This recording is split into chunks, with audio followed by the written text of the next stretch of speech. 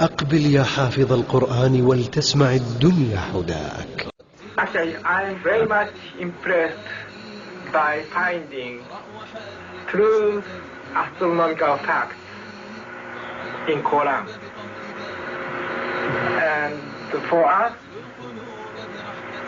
we modern astronomers have been studying very small fields of the universe.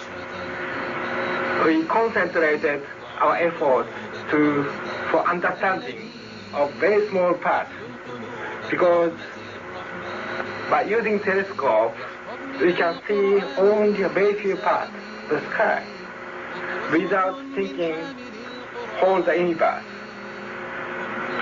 So by reading Quran and by answering to your questions,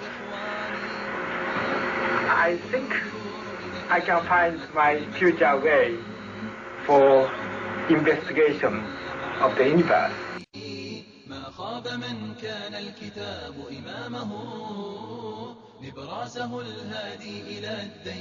Muhammad was a very ordinary man.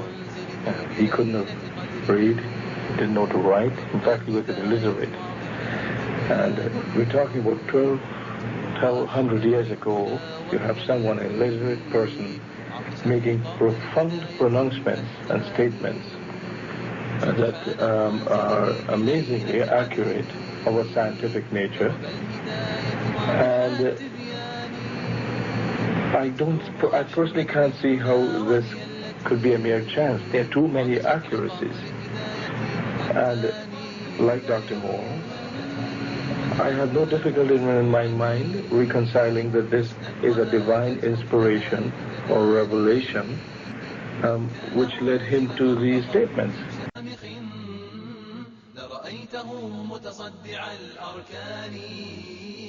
يا حافظ القرآن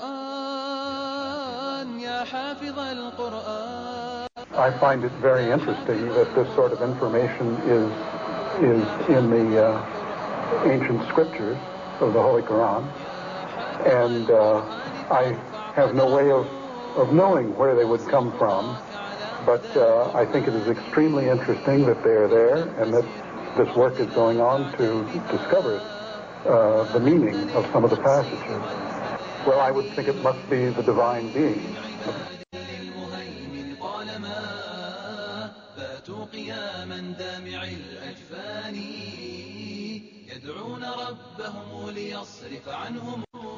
Summary.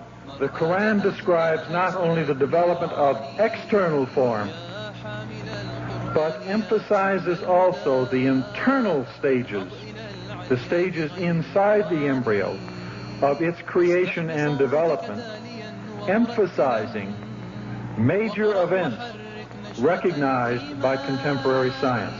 Thank you for your attention. As a scientist, I can only deal with things which I can specifically see. I can understand embryology and developmental biology.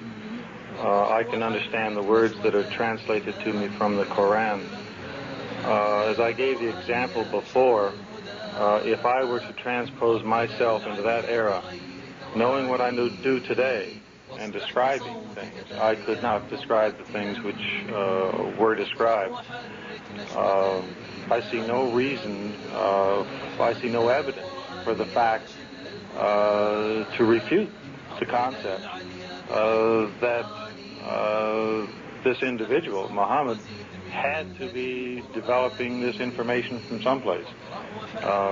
So I see nothing here in conflict with the concept that divine intervention was involved in what he was able to do.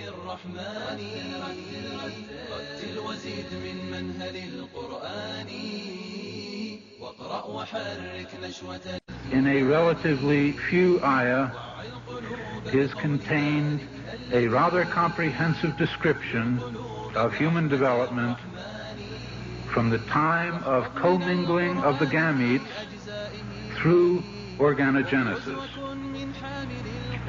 No such distinct and complete record of human development, such as classification, terminology, and description, existed previously.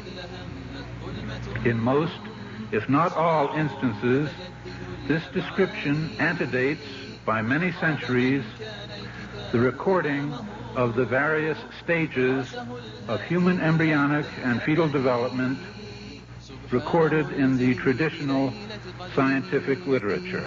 درب الهداية واضح التبيان يتلوه أحمد الدنا وهي التي عطشت لقطر هداية هتاني سبحان منزله. Professor Moore was also elected to the membership of the Royal Medical Association of Canada, the International Academy of Cytology, the Union of the American Anatomists, and the Union of North and South American Anatomists. Professor Moore has published many books on clinical anatomy and embryology. 8 of them are used as reference works in medical schools and have been translated into 6 languages, namely Italian, German, Portuguese, Spanish, Greek, and Chinese. It has been a great pleasure for me to help clarify statements in the Quran about human development. It is clear to me that these statements must have come to Muhammad from God or Allah, because almost all of this knowledge was not discovered until many centuries later. This proves to me that Muhammad must have been a messenger of God or Allah. عطشت لقطر هداية هتاني وزهت بنبت زروعه حسنا وآتت أكلها بتداني. It follows, I think, that not only is there no conflict between genetics and religion, but in fact religion has guided science by adding revelation to some of the traditional scientific approaches. That there exist statements in the Quran shown centuries later to be valid would support knowledge in the Quran having been derived from God. Thank you very much. فارفع قدره واصل خطاك على هدى القرآن هونا فسير في الأرض لا تعجل بها. Thinking of many of these questions and thinking where Muhammad came from, he was after all a Bedouin. I think it is almost impossible that he could have known about things like the common origin of the universe, because scientists have only found out within the last few years with very complicated and advanced technological methods that this is the case.